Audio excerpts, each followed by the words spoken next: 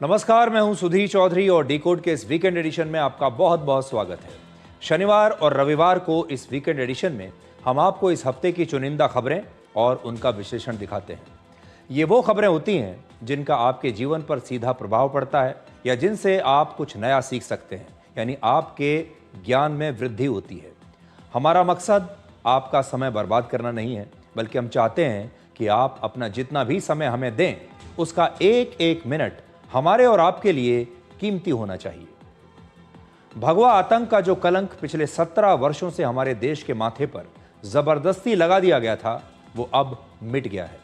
वर्ष 2008 में हुए मालेगांव बम धमाके के मामले में गुरुवार को अदालत ने साध्वी प्रज्ञा ठाकुर और लेफ्टिनेंट कर्नल पुरोहित समेत 7 आरोपियों को बरी कर दिया। हम अदालत के इस पूरे फैसले का आज विश्लेषण करेंगे और हिंदुओं के खिलाफ उस षड्यंत्र को डिकोड करेंगे जो चुनाव जीतने का एक राजनीतिक बिजनेस मॉडल बन चुका है। ये वो षड्यंत्र है जिसके तहत अल्पसंख्यकों को खुश करने के साथ भारत की बहुसंख्यक आबादी को अपमानित किया जाता है, बदनाम किया जाता है, उन्हें कमजोर करने की कोशिश की जाती है। आज हम उन लोगों को भी एक्सपोज करेंगे जो भगवा आतंकवाद के रचयिता हैं और उनसे हम ये कहेंगे कि आज उन्हें देश के 100 करोड़ हिंदुओं से माफी मांगनी चाहिए। इसके बाद हम अमेरिका के राष्ट्रपति डोनाल्ड ट्रंप की सोच को आपके लिए डिकोड करेंगे। डोनाल्ड ट्रंप की ना दोस्ती अच्छी और ना ही दुश्मनी अच्छी। पिछले कई महीनों से डोनाल्ड ट्रंप अमेरिका की ही नहीं बल्कि भारत की राजनीति में भी छाए हुए हैं। अभी वो कभी अपनी दोस्ती की वजह से छाए रहते हैं, कभी अपने बयानों की वजह से, और आजकल वो भारत पर लगाए गए 25% टैरिफ की वजह से चर्चा में है। आज हम उन 2 बहुत महत्वपूर्ण मुद्दों को डिकोड करेंगे जिनकी वजह से डोनाल्ड ट्रंप ने भारत पर यह 25% टैरिफ लगाया है। पहला मुद्दा है हमारे देश के किसानों की रक्षा और दूसरा मुद्दा है हमारे देश की सीमाओं की रक्षा। और अब हम आपको भारतीय समाज का एक दोहरा चरित्र भी दिखाएंगे। यह वो समाज है जहां लोग सैयारा नाम की फिल्म को देखकर थिएटर में रो रहे हैं, क्योंकि इस फिल्म की कहानी में एक ही पार्टनर के प्रति प्यार के समर्पण को दिखाया गया है। लेकिन इसी देश में एक और नए सर्वे से यह पता चला है कि भारत के इसी समाज के लोग शादी के बाद बेवफाई के मामले में पूरी दुनिया में दूसरे नंबर पर हैं और भारत के 53% लोगों ने यह माना कि वो अपनी शादी में वफादार नहीं है।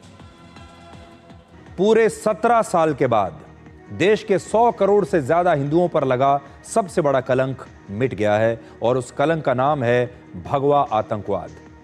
महाराष्ट्र के मालेगांव ब्लास्ट केस में आज एनआईए की स्पेशल कोर्ट ने साध्वी प्रज्ञा सिंह ठाकुर और कर्नल श्रीकांत प्रसाद पुरोहित सहित 7 आरोपियों को बरी कर दिया है और बाकी जो 5 आरोपी हैं उनके नाम हैं रिटायर्ड मेजर रमेश उपाध्याय, सुधाकर चतुर्वेदी, अजय राहिरकर, समीर कुलकर्णी और सुधाकर धर द्विवेदी। यूपीए की सरकार के समय 29 सितंबर 2008 को मालेगांव में एक बम धमाका हुआ था जिसमें 6 लोग मारे गए थे और 100 लोग के करीब घायल हुए थे। तब कांग्रेस, राहुल गांधी और मनमोहन सिंह की सरकार हिंदू आतंकवाद की एक नई थ्योरी लेकर देश के सामने आई थी और राहुल गांधी ने तो इसे पाकिस्तान के आतंकवादी संगठनों से भी ज्यादा खतरनाक बताया था। और अब कोर्ट से आरोपियों के बरी होने के बाद क्या हिंदू आतंकवाद के मुद्दे पर राहुल गांधी, सोनिया गांधी और पूरी कांग्रेस पार्टी, वो तमाम बड़े बड़े नेता जो हिंदू और भगवा आतंकवाद का सहारा लेकर चुनाव जीतने की कोशिश कर रहे थे, क्या ये सारे लोग देश के 100 करोड़ हिंदुओं से आज माफी मांगेंगे? माफी तो शायद उन्हें मांगनी पड़ेगी, लेकिन पहले आपको कोर्ट के फैसले की कुछ बड़ी बातें बताते हैं कि अदालत ने क्या कहा है। पहली बात, जांच एजेंसी कोर्ट में आरोपों को साबित ही नहीं कर पाई। जज ने कहा कि धमाका हुआ था, लेकिन यह भी साबित नहीं हुआ कि यह बम मोटरसाइकिल में ही रखा गया था। दूसरा, लेफ्टिनेंट कर्नल पुरोहित के घर में विस्फोटक रखने या बम बनाने के कोई सबूत नहीं मिले। तीसरा, जांच के दौरान फिंगरप्रिंट्स, मोबाइल डेटा या फिर कॉल डिटेल्स नहीं ली गई, यानी इसमें लापरवाही हुई। और चौथी बात, अभिनव भारत संगठन की फंडिंग से आतंकी गतिविधियों का कोई संबंध नहीं मिला। सोचिए, जिस धमाके के बाद भगवा आतंकवाद की थ्योरी की शुरुआत हुई थी, उसकी जांच भी ठीक से नहीं हुई और ऐसा लगता है कि मानो किसी साजिश के तहत जानबूझकर शुरुआत में इस जांच को भटकाया गया। कांग्रेस की प्रयोगशाला में हिंदुओं के खिलाफ नफरत का यह प्रयोग हुआ था और बीजेपी ने आज इस मुद्दे पर सोनिया गांधी और राहुल गांधी से माफी मांगने के लिए कहा है।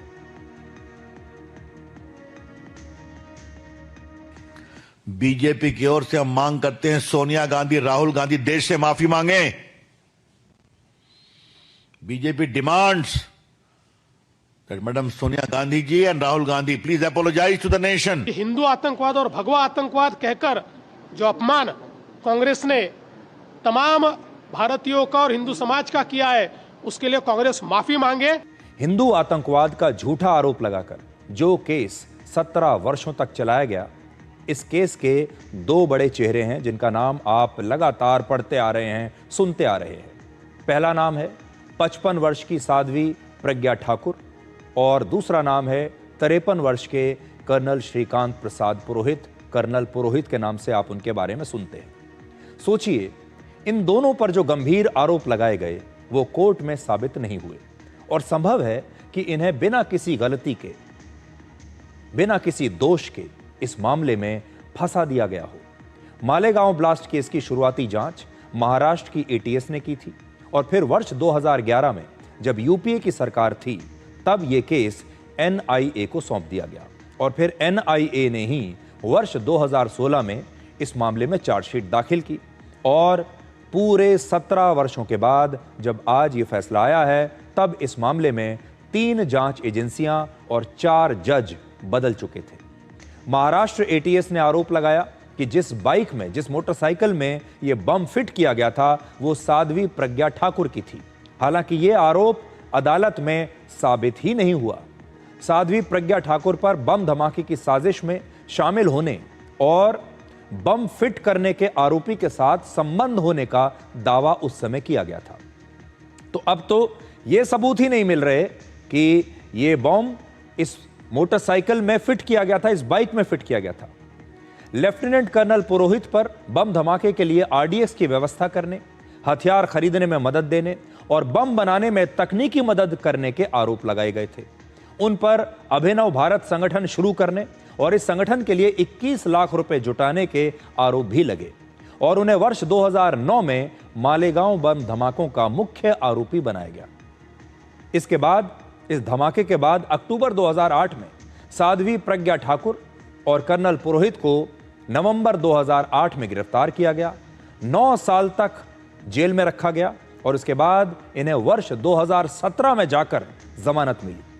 अगर आप इस केस की पूरी अवधि को देखें तो साध्वी प्रज्ञा ठाकुर और कर्नल पुरोहित का वनवास 17 वर्षों तक चला है। यह बदनामी का दौर था, यह जेल का दौर था, यह यातनाओं का दौर था। अब आप सोचिए, इन लोगों के ये 17 वर्ष कौन वापस दिलाएगा? जो बदनामी इनकी की गई, क्या वो वापस हो सकती है? जमानत मिलने के बाद कर्नल पुरोहित को फिर से भारतीय सेना की सर्विस में वापस ले लिया गया। हालांकि जेल जाने की वजह से, इन आरोपों की वजह से इसके बाद उन्हें कभी प्रमोशन नहीं मिला, यानी वो अपने साथ काम करने वालों से पीछे रह गए। कर्नल प्रसाद पुरोहित पिछले 17 वर्षों तक अदालतों के चक्कर लगाते रहे। इसी देश के सिस्टम ने उन पर बम धमाके में शामिल होने का इतना बड़ा झूठा आरोप लगा दिया। लेकिन आज जब उन्हें बरी किया गया तो उन्होंने अपने लिए कोई शिकायत नहीं की, बल्कि सिर्फ और सिर्फ इस देश की बात की। और आज भी कर्नल पुरोहित के लिए भारत से बढ़कर, इस देश से बढ़कर कुछ नहीं है। यह फैसला आने के बाद आज उन्होंने क्या कहा, आज इस देश के हर नागरिक को ध्यान से सुनना चाहिए। इस राष्ट्र ने मुझे सेवा करने का मौका इसके पहले दिया, बेल पर आने के बाद भी दिया और परमात्मा की मैं बहुत बहुत धन्यवाद देता हूं कि इसके बाद भी वो मुझे मौका दे रहा है। एक निर्दोष निकलने के बाद मैं चाहता हूं कि भगवान और मातृभूमि हर एक को ये मौका दे और देते रहते हैं। कमी हम में होती है कि हम उसका फायदा नहीं उठाते। ठीक है, तो देश का काम करो भाइयों। ठीक है, और कुछ नहीं है, देश के सिवा और कुछ नहीं है। ये अपना देश है, हमने काम करना चाहिए। इसी देश ने उनके साथ कितनी नाइंसाफी की। इसी देश की व्यवस्था ने 17 साल उनके जीवन से छीन लिए, इतनी बदनामी दी। अखबारों में हेडलाइंस छपती थी, न्यूज चैनल्स पर उनके बारे में डिबेट होते थे। आज उनके परिवार के बारे में सोचिए, उनके दोस्तों के बारे में सोचिए, उनके बच्चों के बारे में सोचिए, कैसे इस परिवार ने ये 17 वर्ष देखे होंगे। उनके बारे में सोचिए, उनके करियर के बारे में आज सोचिए। राहुल गांधी वैसे तो हर मुद्दे पर अपनी प्रतिक्रिया देते हैं, लेकिन आज जब इस मुद्दे पर सवाल पूछा गया तो उन्हें यह मुद्दा इतना बड़ा और महत्वपूर्ण नहीं लगा कि वो इस पर अपनी कोई प्रतिक्रिया दें। मालेगांव पे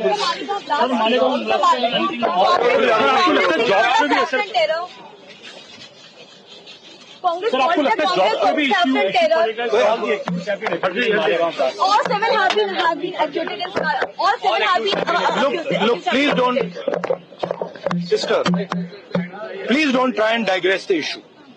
The main issue sitting in front of India today is that the government has destroyed our economic policy, has destroyed our defense policy, has destroyed our foreign policy. Okay? They are running this country into the ground. तो अब देखिए, राहुल गांधी कहते हैं कि आप मुद्दे को भटकाइए मत। इस देश का जो सबसे बड़ा मुद्दा है वो तो अर्थव्यवस्था का मुद्दा है। आज जो फैसला आया है ये उनके लिए कोई मुद्दा ही नहीं है, जबकि उनकी सरकार ने, उन्होंने खुद और उनकी सरकार के और उनकी पार्टी के बड़े बड़े नेताओं ने उस समय इसे इतना बड़ा मुद्दा बना लिया था। उन्होंने सोचा था कि इसके ज़रिए वो बहुत सारे चुनाव जीतेंगे और जो माइनॉरिटी का वोट बैंक होता है उसे वो एक तरीके से कंसोलिडेट कर लेंगे। लेकिन आज राहुल गांधी को ये मुद्दा महत्वपूर्ण नहीं लग रहा। उन्हें लगता है कि जो डेड इकोनॉमी का मुद्दा है, कि अर्थव्यवस्था मर रही है, ये बड़ा मुद्दा है और ये उनका आरोप भी बिल्कुल झूठा है। आज हम इसे भी झूठा साबित करेंगे अभी थोड़ी देर के बाद, लेकिन पहले ये विश्लेषण खत्म कर लेते हैं। आज कोर्ट के फैसले के साथ ही भगवा आतंकवाद का ये दुष्प्रचार समाप्त हो गया है और ये भारत के 100 करोड़ हिंदुओं के साथ दुनिया भर के हिंदुओं के लिए भी एक बहुत बड़ी खबर है, क्योंकि हिंदू आतंकवादी हो नहीं सकता। यूपीए सरकार ने हिंदुओं के खिलाफ ये एक बहुत बड़ा धोखा और छलावा किया था, जिसकी वजह से 17 सालों से इस देश के हिंदू इस कलंक को झेल रहे थे। सोचिए, जो गंभीर आरोप लगाकर साध्वी प्रज्ञा ठाकुर और कर्नल पुरोहित को पहले गिरफ्तार किया गया, इतने वर्षों तक जेल में रखा गया, उन्हें टॉर्चर किया गया, आज वो तमाम आरोप कोर्ट में साबित ही नहीं हो पाए। उस समय कांग्रेस पार्टी और यूपीए सरकार को हिंदुओं से शायद इतनी नफरत हो गई थी कि सिर्फ मालेगांव ही नहीं बल्कि 2007 में हैदराबाद की मक्का मस्जिद में हुआ धमाका और 2007 में ही समझौता एक्सप्रेस में हुआ ब्लास्ट, इसके आरोप भी उन्होंने हिंदुओं पर ही लगा दिए थे। इसलिए आज हम उन लोगों को एक्सपोज जरूर करना चाहते हैं जो भगवा आतंकवाद के रचयिता हैं। ये जो शब्द है, जिन्होंने इस शब्द का आविष्कार किया, भगवा आतंकवाद, हिंदू आतंकवाद, आज आपको एक बार उनके बारे में तो जरूर सोचना ही चाहिए। वर्ष 2008 में मालेगांव में बम धमाके के बाद अंग्रेजी में सैफरन टेरर और हिंदी में भगवा आतंकवाद इस शब्द का पहली बार इस्तेमाल किया गया और उस समय राहुल गांधी और यूपीए की सरकार जो देश में चल रही थी केंद्र में, वो हर मंच पर भगवा आतंकवाद का एक नैरेटिव तैयार कर रही थी। जुलाई 2009 में राहुल गांधी की मुलाकात भारत में अमेरिका के राजदूत टिमोथी रोमर से हुई और तब राहुल गांधी ने कट्टरपंथी हिंदू संगठनों को लश्कर ए तैयबा जैसे इस्लामिक आतंकवादी संगठनों से भी ज्यादा बड़ा और ज्यादा खतरनाक बताया था। तब अमेरिका के राजदूत ने यह जानकारी वॉशिंगटन भेजी और बाद में इस बात का खुलासा वर्ष 2010 में विकीलीक्स के माध्यम से हुआ था कि राहुल गांधी ने यह बात अमेरिका के राजदूत को कही।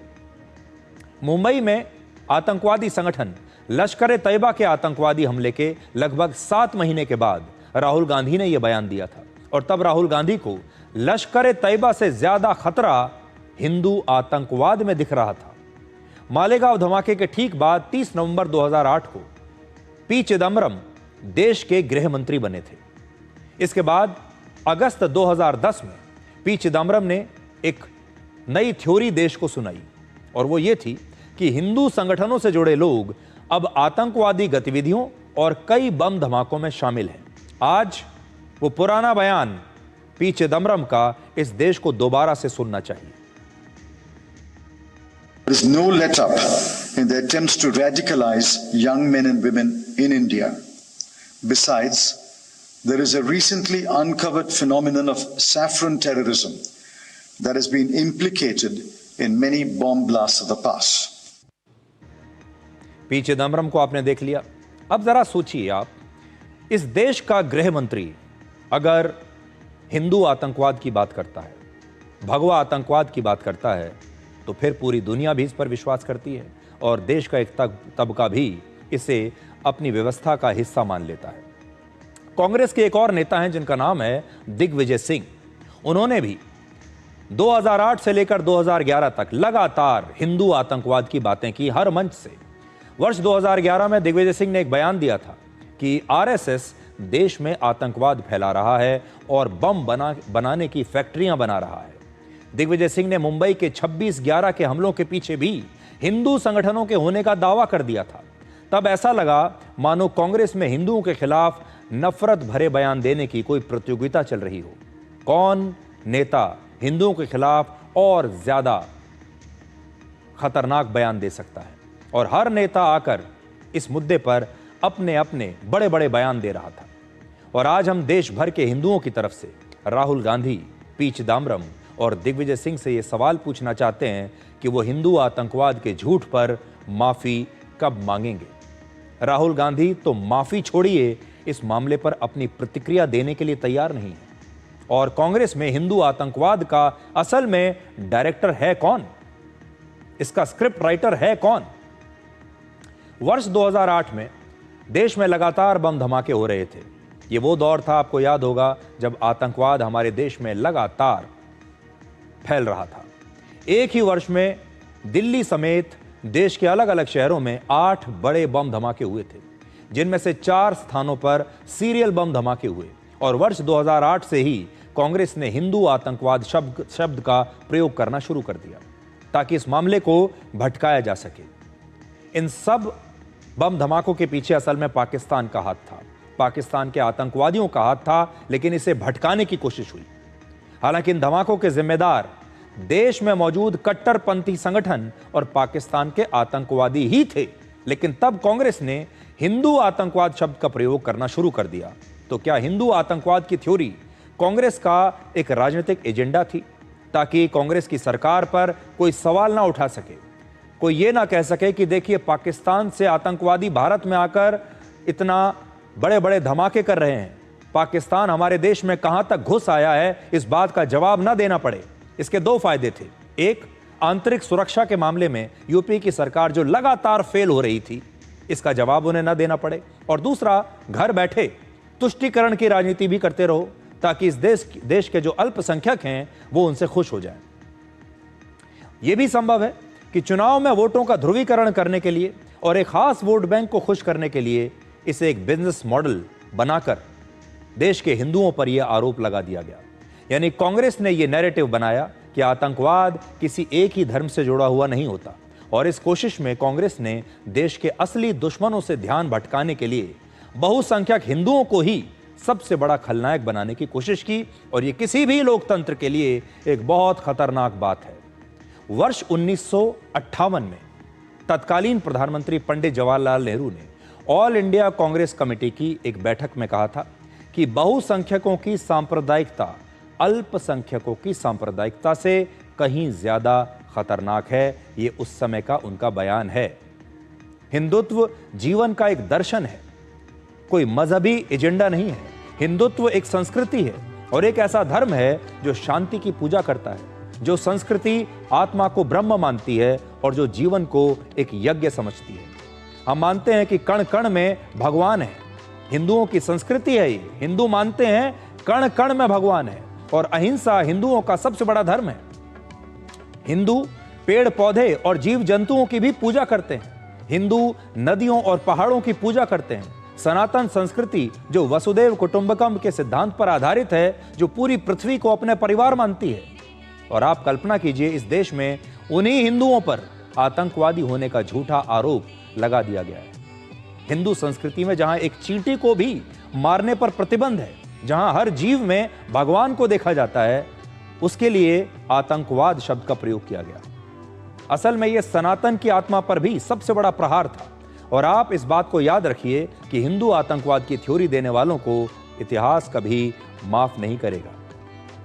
अमेरिका के राष्ट्रपति डोनाल्ड ट्रंप ने भारत पर 25% टैरिफ लगाने का फैसला किया है। बड़े बड़े अर्थशास्त्री, नेता और पत्रकार इसे भारत के लिए एक बड़ा संकट बता रहे हैं, भारत पर बहुत बड़ी मुसीबत बता रहे हैं। और डोनाल्ड ट्रंप पिछले कई दिनों से भारत की राजनीति में लगातार चर्चा का विषय बने हुए हैं। कांग्रेस के नेता राहुल गांधी भारतीय अर्थव्यवस्था को मरा हुआ मान रहे हैं, इसे डेड इकोनॉमी कह रहे हैं, सिर्फ इसलिए क्योंकि डोनाल्ड ट्रंप ने भी भारत की अर्थव्यवस्था को डेड इकोनॉमी कहा है। और राहुल गांधी को आजकल डोनाल्ड ट्रंप की हर बात पर पूरा यकीन है। राहुल गांधी आंख बंद करके डोनाल्ड ट्रंप के हर उस बयान पर यकीन कर लेते हैं जो कि भारत के विरोध में है। आज हम उन दो बहुत महत्वपूर्ण मुद्दों को डिकोड करेंगे जिनकी वजह से डोनाल्ड ट्रंप ने भारत पर 25% टैरिफ लगाया है। और इन दो मुद्दों को आप भी ध्यान से समझिएगा। पहला मुद्दा है हमारे देश के किसानों की रक्षा और दूसरा मुद्दा है हमारे देश की सीमाओं की रक्षा। किसानों की रक्षा इसलिए क्योंकि अमेरिका चाहता था कि वो भारत के रूरल सेक्टर में, भारत के कृषि के बाजार में उसकी एंट्री होनी चाहिए और अमेरिका का सामान हमारे यहाँ, उनका जो खेती का सामान है, उनके खेती के जो उत्पाद हैं वो हमारे देश में बिकने चाहिए, जिससे कि हमारे देश के किसानों पर बुरा असर पड़ता। और भारत की सरकार इसके लिए तैयार नहीं हुई। इसलिए हमने अपने किसानों की रक्षा की है, छोटे व्यापारियों की रक्षा की है, अपने लघु उद्योगों की रक्षा की है, क्योंकि अमेरिका चाहता था कि हम अपना सारा बाजार उनके लिए खोल दें और हमारे अपने जो लोग हैं वो एक प्रकार से अपने घर बैठ जाते, नौकरियां चली जाती। इसके लिए भारत तैयार नहीं हुआ। और दूसरा, भारत सीज फायर के मामले में पाकिस्तान के साथ अमेरिका की शर्त मानने के लिए तैयार नहीं हुआ। अमेरिका के कहने पर अगर हमने ये सीज फायर किया होता तो आज डोनाल्ड ट्रंप ये 25% का टैरिफ नहीं लगाते। आप याद करके देख लीजिए, जब वो लगातार ये बात कह रहे थे कि सीज फायर मैंने करवाया, तो वो ये भी कहते थे कि हमने भारत और पाकिस्तान को एक बहुत बड़ा, बहुत अच्छा ट्रेड डील दिया है। लेकिन वो ट्रेड डील कहां है? इसलिए ये दो बड़ी चीजें हैं, हमने अपनी सीमाओं की रक्षा की और हमने अपने किसानों की रक्षा की।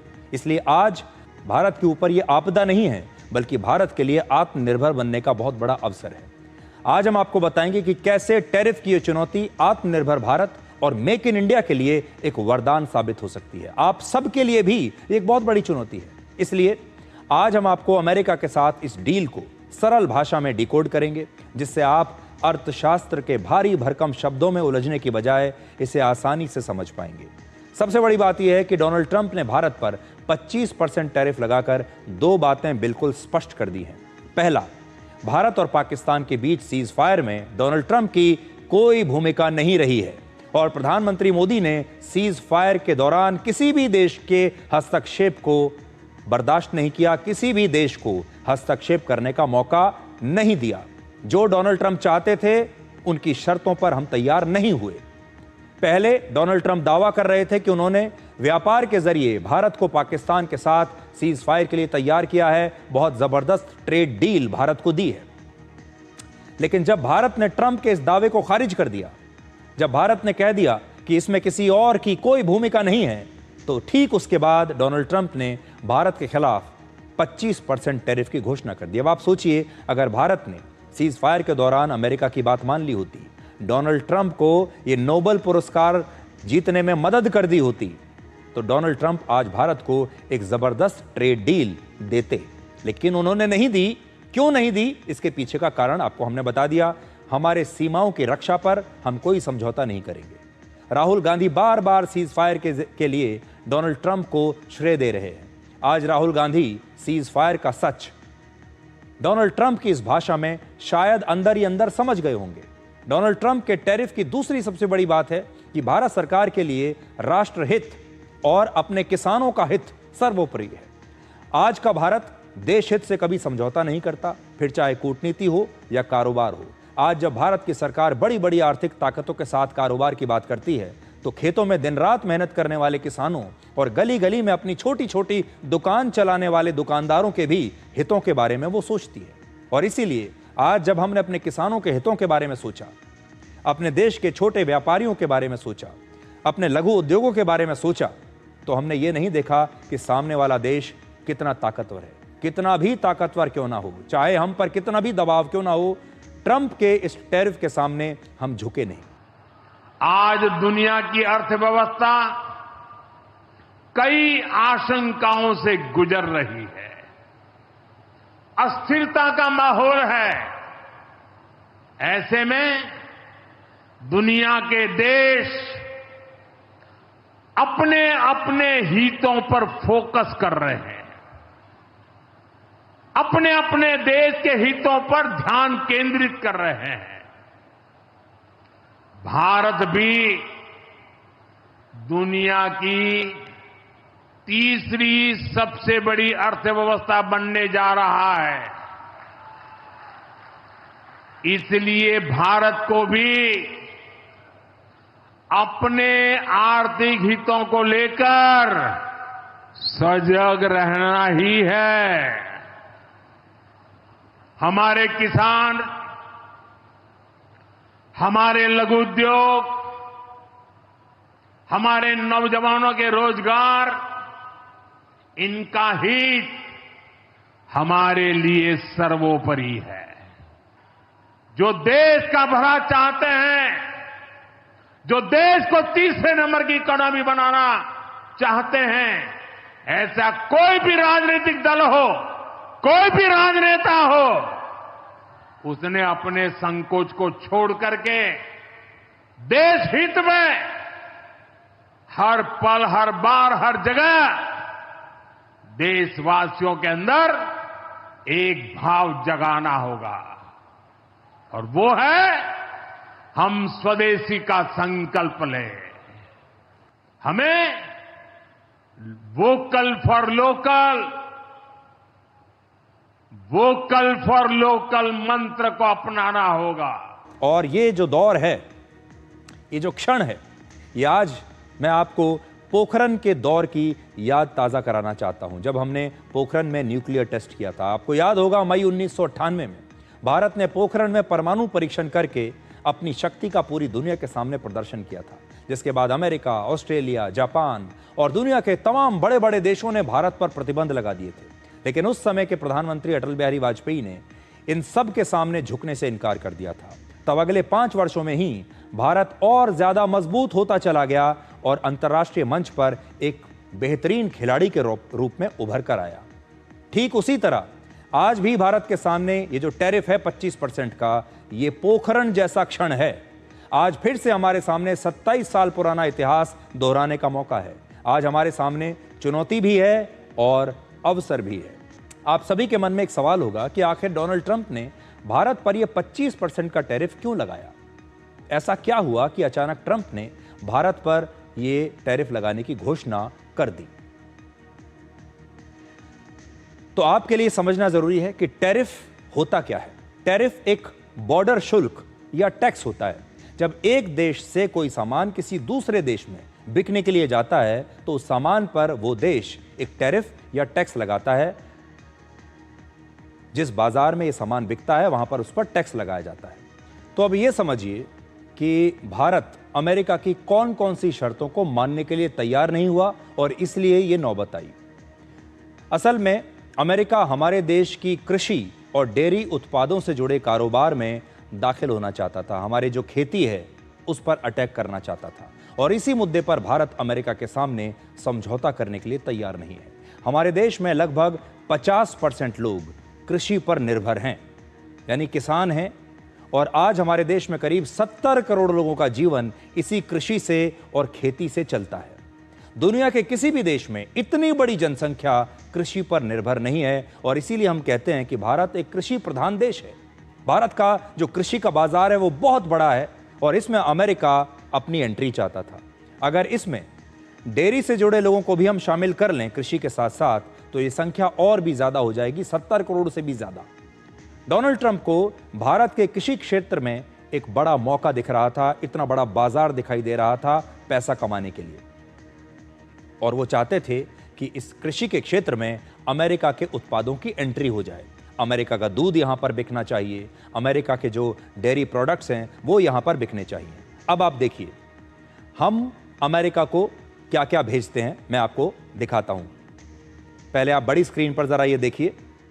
भारत मुख्य रूप से चावल, झींगा, शहद, वनस्पति तेल और काली मिर्च अमेरिका को भेजता है, जबकि अमेरिका से भारत में बादाम, अखरोट, पिस्ता, सेब और दालें आती हैं। आज यदि अमेरिका से कृषि से जुड़ा कोई भी सामान भारत में आता है तो उस पर लगभग 37.7% का टैक्स लगता है, जो आपकी स्क्रीन पर है। यानी कोई भी सामान अगर आएगा तो वो महंगा हो जाएगा, क्योंकि उसके ऊपर लगभग 37-38% टैक्स हम लगाते हैं। ये भारत सरकार की जो है, भारत सरकार इस टैक्स को लगाती है अमेरिका के सामान पर। दूसरी तरफ जब भारत कोई कृषि उत्पाद अमेरिका में बेचता है तो उस पर सिर्फ 5.3% टैक्स लगता है, जो कि अभी मैंने आपको स्क्रीन पर दिखाया।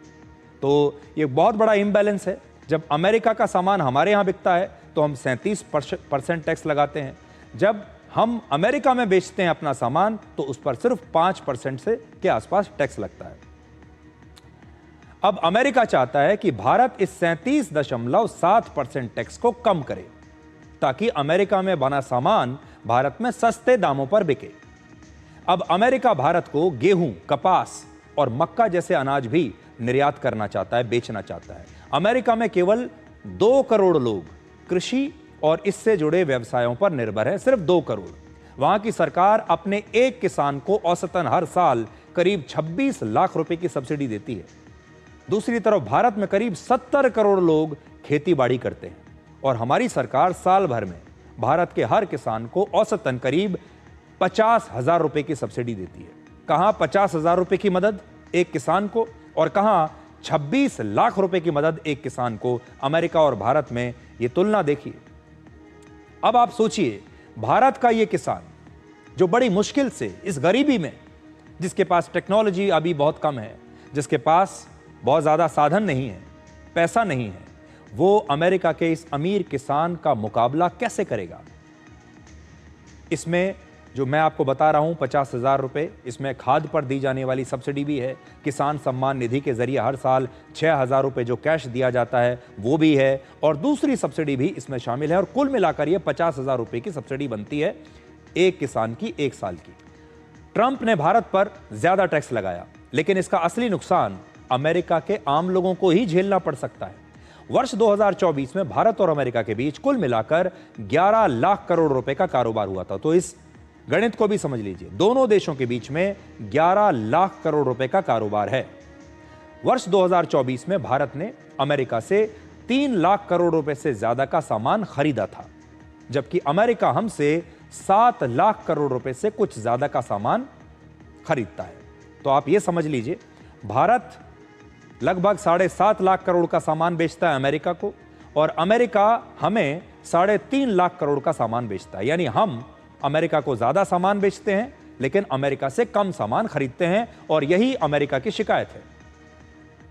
यानी 2024 में भारत को अमेरिका के साथ व्यापार में लगभग, अगर आप इसमें डेफिसिट देखें तो इतना अंतर आपको दिखाई देगा।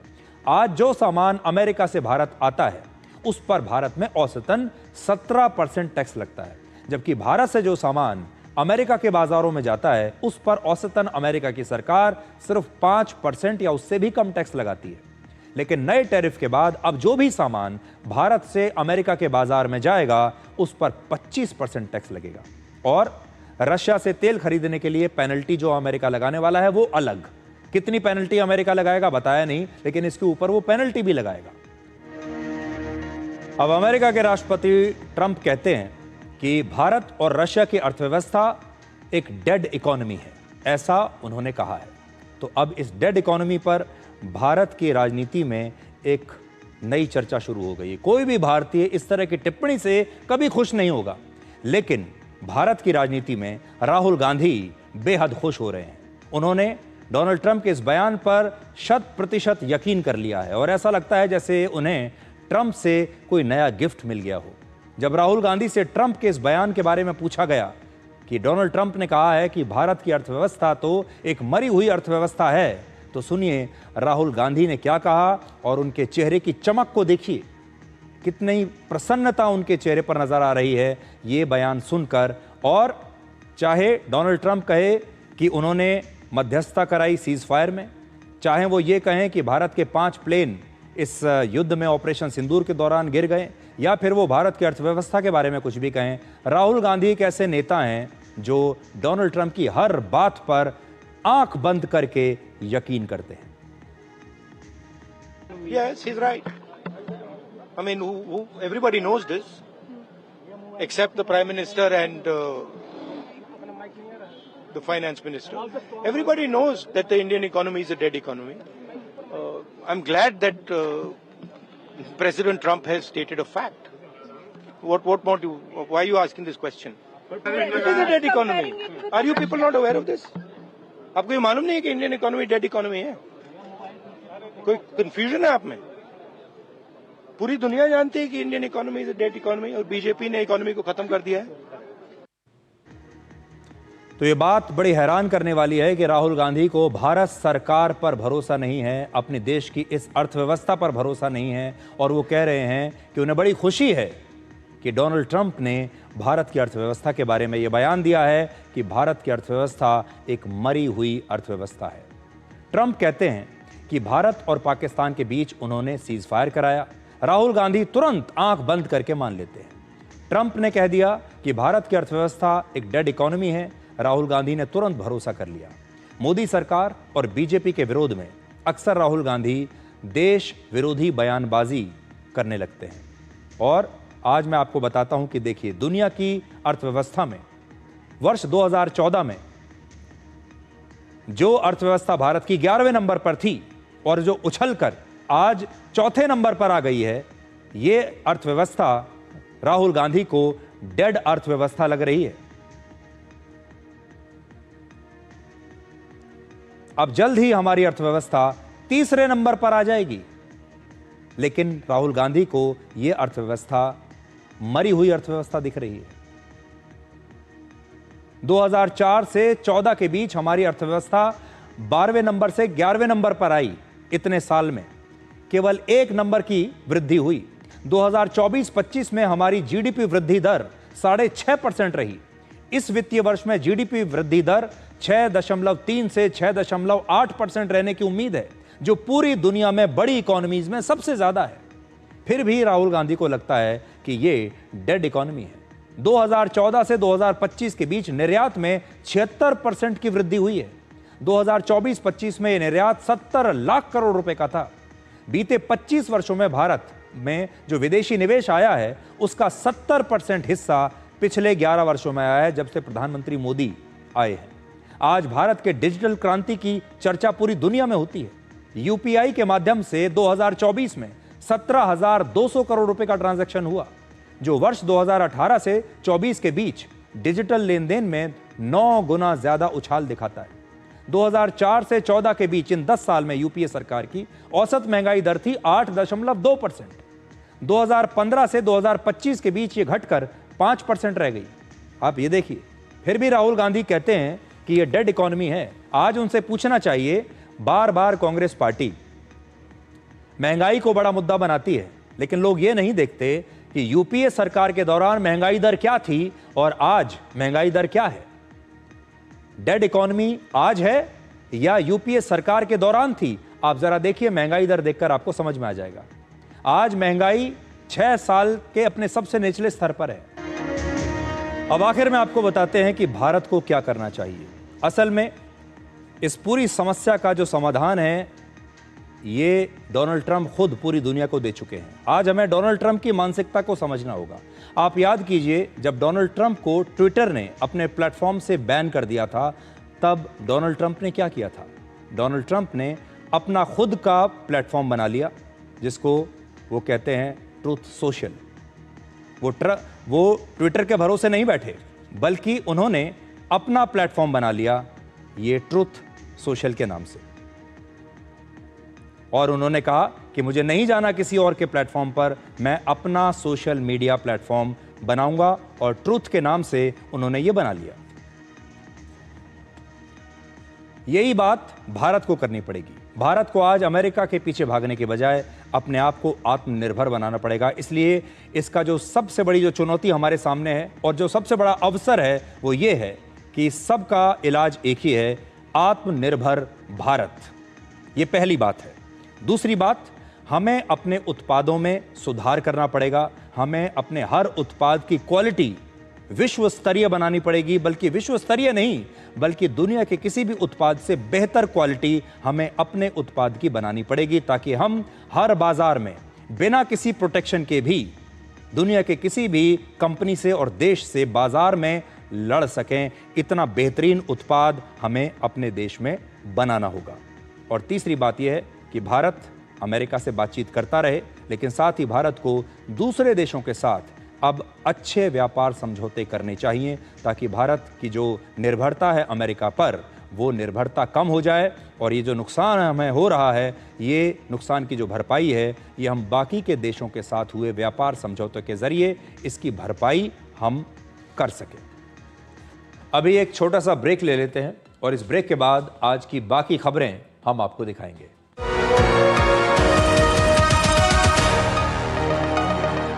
Coal India Limited, under the Ministry of Coal, proudly presents its flagship CSR initiative, Nirman, a support to dreams.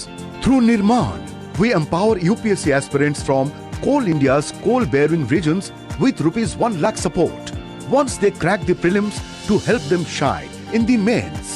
In 2024, 6 daughters from coal heartlands turned this support into success, becoming India's newest civil servants. Apply now. वो शर्मिल का बच्चा खो गया। इरादा ढूंढने का है ना, चलिए।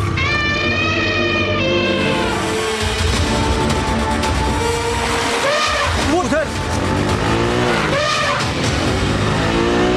इरादे बड़े हों तो नामुमकिन कुछ भी नहीं। नई है जेट डीलक्स प्रो, नई इंडियन की डीलक्स बाइक।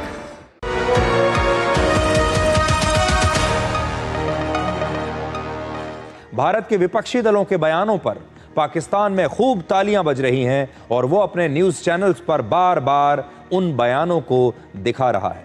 आज पाकिस्तान की सेना और पाकिस्तान की सरकार बहुत खुश हैं।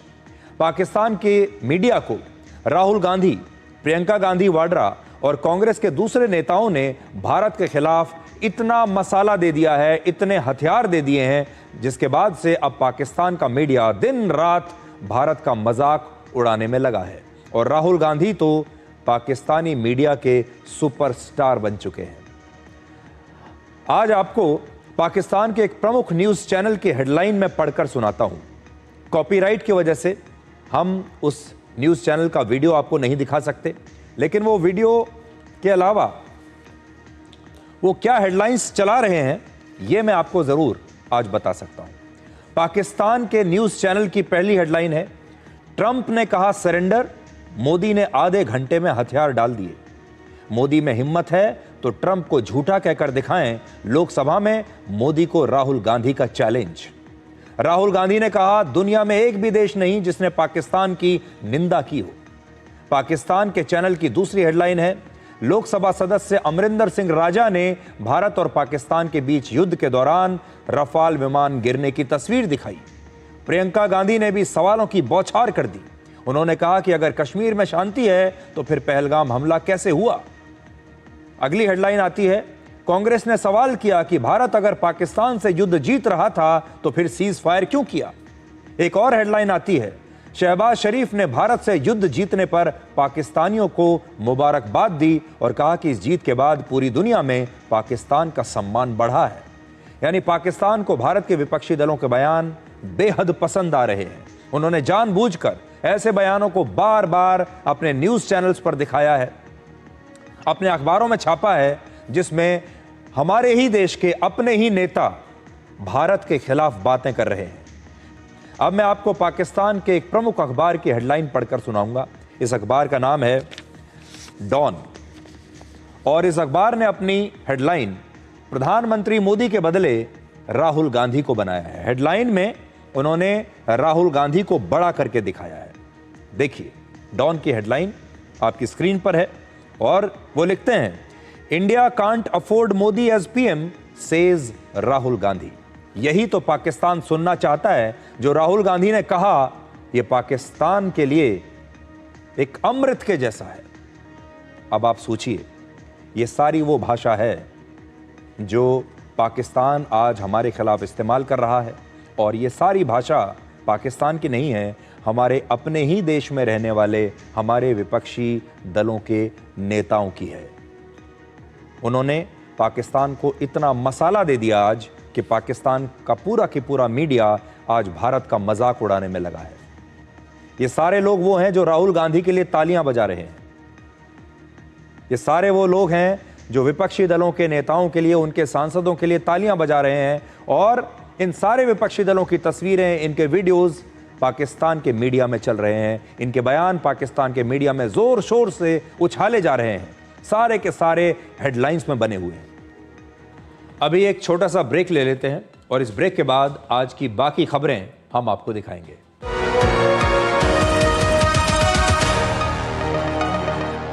साहब, वो शर्मील का बच्चा खो गया। इरादा ढूंढने का है ना, चलिए।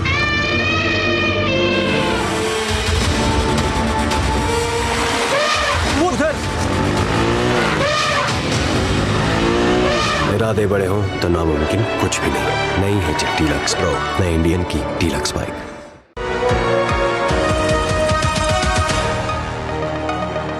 भारत के समाज के दो रूप आपको हम आज दिखाने वाले हैं। एक रूप तो वो है, आजकल सैयारा नाम की एक फिल्म थिएटर्स में दिखाई जा रही है जिसे कहा जा रहा है कि सुपरहिट फिल्म है। आपने भी सोशल मीडिया पर बहुत सारे ऐसे युवाओं की तस्वीरें देखी होंगी, वीडियोस देखे होंगे जो सैयारा फिल्म को देखकर रो रहे हैं, बहुत भावुक हो रहे हैं। पूरी दुनिया कह रही है कि क्या सुपरहिट फिल्म बनाई है। लेकिन इस फिल्म की जो कहानी है वो क्या कहानी है? वो कहानी ये है कि कैसे आप अपने एक पार्टनर के प्रति शिद्दत से प्यार करते हैं और उसे छोड़कर आप कभी नहीं जाते। उसके लिए आप कुछ भी करने के लिए तैयार हैं। और दूसरा रंग यह है कि हमारे देश में एक नई स्टडी में यह पता चला है कि विवाह के बाद बड़ी संख्या में लोग अब बेवफा हो रहे हैं। रिश्तों की किताब का सबसे पवित्र अध्याय है विवाह, लेकिन अब इसमें बेवफाई का नया चैप्टर जुड़ गया है जो शादी की मर्यादा को तार तार कर रहा है। आज मेरा आप सभी से एक ही सवाल है कि क्या शादी अब सिर्फ एक सोशल कॉन्ट्रैक्ट बन गई है? क्या बेवफाई का वायरस अब पति और पत्नी के रिश्तों को धीरे धीरे निगलता जा रहा है? कनाडा का एक डेटिंग प्लेटफॉर्म है जिसका नाम है एशले मेडिसिन। यह प्लेटफॉर्म शादीशुदा लोगों की डेटिंग के लिए बनाया गया। यानी जो लोग शादीशुदा हैं, इसके बाद भी अगर वो डेटिंग करना चाहते हैं तो वो लोग इस प्लेटफॉर्म पर जाते हैं।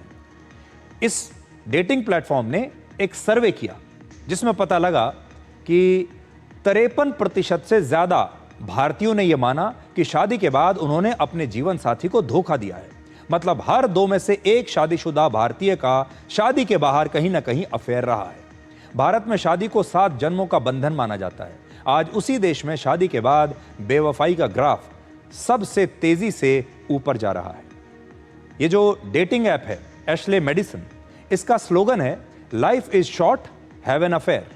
यानी जिंदगी बहुत छोटी है, इसलिए एक अफेयर कीजिए। और भारतीय समाज इसे खुलकर इस स्लोगन को स्वीकार कर रहा है। भारत में बेवफाई का भूगोल भी तेजी से बदल रहा है। पहले ऐसी धारणा थी कि रिश्तों में बेवफाई सिर्फ दिल्ली और मुंबई जैसे बड़े बड़े महानगरों में होती है, लेकिन अब बेवफाई का वायरस भारत के छोटे छोटे शहरों में भी फैल रहा है और ये अब एक महामारी का रूप ले चुका है। कांचीपुरम तमिलनाडु का ऐतिहासिक शहर है। इसकी आबादी लगभग 2,37,000 के आसपास है। अब तक कांचीपुरम अपनी साड़ियों के लिए और अपने मंदिरों के लिए मशहूर था, लेकिन अब यह शहर बेवफाई के मामले में पहले नंबर पर है। इस सर्वे में पता चला है कि सबसे ज्यादा लोगों की शादी के बाद जिनके अफेयर हैं, वो सबसे ज्यादा इस मामले में ये कांचीपुरम शहर देश में नंबर 1 पर है। लखनऊ, देहरादून, जयपुर और चंडीगढ़ जैसे टियर 2 सिटीज में एक्स्ट्रा मैरिटल अफेयर्स तेजी से बढ़ रहे हैं। रायगढ़ जैसे छोटे शहर में भी शादी के बाद अब अफेयर्स का ट्रेंड बढ़ रहा है। चौंकाने वाली बात यह है कि मुंबई इस सूची से अभी बाहर है, लेकिन बेवफाई में देश की राजधानी दिल्ली ने नया कीर्तिमान स्थापित कर दिया है। दिल्ली और एनसीआर के 9 इलाकों ने इस लिस्ट में टॉप 20 में अपनी जगह बनाई है और बेवफाई में सेंट्रल दिल्ली यानी केंद्रीय दिल्ली का पूरे भारत में दूसरा स्थान है। इस लिस्ट में साउथ दिल्ली, ईस्ट दिल्ली और वेस्ट दिल्ली जैसे इलाके भी शामिल हैं। इसका मतलब यह हुआ कि दिल्ली के कोने कोने में बेवफाई की कोई ना कोई कहानी आपको दिखाई देगी। दिल्ली और एनसीआर में 20% अफेयर्स अपने ही ऑफिस के सहकर्मियों के साथ हो रहे हैं। अगर दिल्ली में शादीशुदा रिश्तों में धोखेबाजी का ग्राफ यूं ही बढ़ता रहा तो दिल्ली बहुत जल्द भारत की बेवफाई की राजधानी भी बन सकती है। सिर्फ इन आंकड़ों की बात नहीं है, आजकल देश भर में बेवफाई की खबरें हर दिन ट्रेंड करती हैं। आपने सुना होगा, पत्नी ने प्रेमी के साथ मिलकर अपने पति को मार डाला, हत्या कर दी। अवैध रिश्तों के कारण पति ने पत्नी की हत्या कर दी। ऐसी खबरें अखबार में हर रोज आपको पढ़ने को मिलती हैं। आजकल OTT प्लेटफॉर्म्स पर दिखाई जाने वाली वेब सीरीज और फिल्मों में भी शादी के बाद अवैध रिश्तों को बहुत ग्लैमरस अंदाज में पेश किया जाता है। इनमें शादी को एक समझौते की तरह दिखाया जाता है और अवैध रिश्तों को एक आजादी के तौर पर प्रदर्शित किया जाता है। OTT के जरिए देश में अश्लीलता दिखाए जाने को सरकार ने भी अब बहुत गंभीरता से लिया है और केंद्र सरकार ने, आपने देखा होगा, हाल ही में पिछले हफ्ते अश्लील ऑनलाइन कंटेंट दिखाने के आरोप में 25 OTT ऐप्स और वेबसाइट्स को ब्लॉक किया है। आजकल सभी के हाथ में मोबाइल फोन है और उस मोबाइल फोन में दर्जनों ऐसे ऐप्स हैं जो शादीशुदा लोगों को भी नया पार्टनर ढूंढने के लिए प्रेरित करते हैं। शादी के विरोध में एक पूरी अर्थव्यवस्था और एक पूरा की पूरा इकोसिस्टम काम कर रहा है जो आपसे ये कहता है कि शादी के बाहर भी जिंदगी है, जो लगातार विवाह में बढ़ते असंतोष की आग में घी डालने का काम करता है। आज भारत में डेटिंग ऐप्स का बाजार 5,000 करोड़ रुपए का है और वर्ष 2030 तक ये बढ़कर 8,600 करोड़ का हो जाएगा। 2019 में भारत में 2 करोड़ लोग डेटिंग ऐप्स का इस्तेमाल करते थे और 2023 में यह संख्या बढ़कर 8 करोड़ से ज्यादा हो गई। आज 10 करोड़ से ज्यादा लोग भारत में डेटिंग ऐप्स का इस्तेमाल करते हैं। हम सभी की आंखों के सामने अवैध रिश्तों को फैशनेबल बनाने का ये खेल चल रहा है। रिश्तों में बेवफाई की चाहे जितनी भी मार्केटिंग कर ली जाए, इससे अपराध कम नहीं होता, चाहे पहले का हो या फिर बाद का, चाहे पूर्व हो या फिर पश्चिम। आज भी वैवाहिक बंधन की पहली शर्त ईमानदारी है, लॉयल्टी है। और अगर ऐसा नहीं होता तो अमेरिका में एक बड़ी कंपनी के CEO और उनकी HR मैनेजर के साथ तस्वीरें वायरल होने के बाद ना ही उन्हें सफाई देनी पड़ती और ना ही उन्हें कंपनी से हटाया जाता। आपको याद होगा, एक बड़े कॉन्सर्ट में अभी ये दोनों लोग दिखाई दिए थे। यानी वैवाहिक बंधन में बेवफाई किसी भी समाज में स्वीकार्य नहीं है, चाहे वो पश्चिमी देशों का आधुनिक समाज ही क्यों ना हो। हम आज ये बिल्कुल नहीं कह रहे कि अगर किसी वजह से किसी शादी के संबंध को निभाना मुश्किल हो रहा हो तो उससे अलग होने का फैसला गलत है। एक शादी से अलग होने का फैसला किसी की भी व्यक्तिगत आज़ादी या स्वतंत्रता है जो हर लड़के या लड़की को मिलनी चाहिए। हम सिर्फ ये कहते हैं कि जब तक आप किसी वैवाहिक बंधन में रहें तब उसे 100% ईमानदारी के साथ निभाएं, उसमें धोखेबाजी की कोई गुंजाइश नहीं होनी चाहिए। इससे पहले कि भारत में भी शादी सिर्फ एक इवेंट बनकर रह जाए, रिश्तों में वफादारी एक आउटडेटेड वर्ड बन जाए, हमें लगता है कि पूरे समाज को शादी के बारे में नए सिरे से सोचना होगा। इन दिनों भारत में एक नई फिल्म सैयारा की बड़ी चर्चा हो रही है। ये फिल्म एक लड़का और लड़की की लव स्टोरी है जो एक दूसरे के लिए बहुत ही डेडिकेटेड है, एक दूसरे के लिए बहुत समर्पित है। नई जनरेशन के प्यार पर बनी इस फिल्म को देखकर हमारे देश के न जाने कितने युवा सिनेमा हॉल में जाकर रो रहे हैं, बेहोश हो रहे हैं, इस पर रील्स बना रहे हैं, भावुक हो रहे हैं। इस फिल्म को लेकर युवाओं का रिएक्शन देखकर यह लगता है कि क्या रिश्तों को लेकर भारत आज कंफ्यूज्ड है। एक तरफ रिश्ते में प्यार और ईमानदारी वाली फिल्में हिट हो रही हैं और दूसरी तरफ भारत में बेवफाई भी बढ़ती जा रही है। सैयारा फिल्म में नई पीढ़ी के प्यार को सेलिब्रेट किया जा रहा है, ये अच्छी बात है, लेकिन आज हमें विवाह को भी सेलिब्रेट करना नहीं भूलना चाहिए। विवाह के पवित्र बंधन पर फिल्में और वेब सीरीज बननी चाहिए। यह भी दिखाया जाना चाहिए कि तमाम समझौतों और शिकायतों के बाद भी पति और पत्नी का रिश्ता हमारे समाज का सबसे मजबूत बंधन है, जहां पति और पत्नी हर रोज भले ही अपने प्यार का इजहार न करते हो, लेकिन आखिरी सांस तक एक दूसरे के साथ देने की कोशिश जरूर करते हैं। ठीक हमारे माता पिता की तरह, जिनकी जिंदगी में कोई वैलेंटाइंस डे नहीं था, जो हर साल छुट्टियां लेकर किसी हिल स्टेशन पर वेकेशन के लिए नहीं जाते थे और अपने प्यार को साबित करने के लिए कोई रील्स या स्टेटस भी नहीं लगाते थे, लेकिन वो आज भी वैवाहिक रिश्ते की पवित्रता और उसके सम्मान में गहरी आस्था रखते हैं। बेवफाई अब एक ग्लोबल महामारी का रूप ले चुकी है। अंतर्राष्ट्रीय online market research company YouGov के एक सर्वे में पता चला कि ब्राजील और भारत में बेवफाई करने वालों की संख्या पूरी दुनिया में सबसे ज्यादा है। एक्स्ट्रा मैरिटल अफेयर्स में दुनिया के टॉप 5 देश कौन से हैं, जरा देखिए। पहले नंबर पर ब्राजील, फिर भारत, थाईलैंड, जर्मनी और फ्रांस। फिलहाल इस लिस्ट में भारत दूसरे नंबर पर है, लेकिन अगर हम रिश्तों की ईमानदारी को लेकर जागे नहीं तो हो सकता है कुछ समय के बाद भारत नंबर 1 पर आ जाए। ये एक ऐसी लिस्ट है जिसमें टॉप करना कोई गर्व की बात नहीं है। रिश्तों को अगर हमने मोबाइल नेटवर्क जैसा अस्थायी बना दिया तो फिर पारिवारिक नेटवर्क भी कमजोर हो जाएगा और भारत को अगर आर्थिक महाशक्ति बनना है तो उसे पहले नैतिक महाशक्ति भी बनना पड़ेगा। इसलिए आज एक नया विचार आपके सामने छोड़कर जा रहे हैं। आर्थिक महाशक्ति बनना बहुत अच्छी बात है, आर्थिक रूप से संपन्न होना भी बहुत अच्छी बात है, लेकिन क्या आप एक नैतिक महाशक्ति बन सकते हैं? क्या आप एक आर्थिक रूप से संपन्न होने के साथ साथ आपका परिवार और आप खुद नैतिक रूप से भी संपन्न बन सकते हैं? पैसे से आप अमीर जरूर होंगे, लेकिन क्या आप नैतिकता के मामले में भी एक अमीर व्यक्ति हैं? तो आज डिकोड में इतना ही। अब आपसे हमारी अगली मुलाकात होगी कल रात 9 बजे, जब हम आपको डिकोड का संडे एडिशन दिखाएंगे। तब तक आप खुश रहिए, सुरक्षित रहिए, स्वस्थ रहिए। नमस्कार।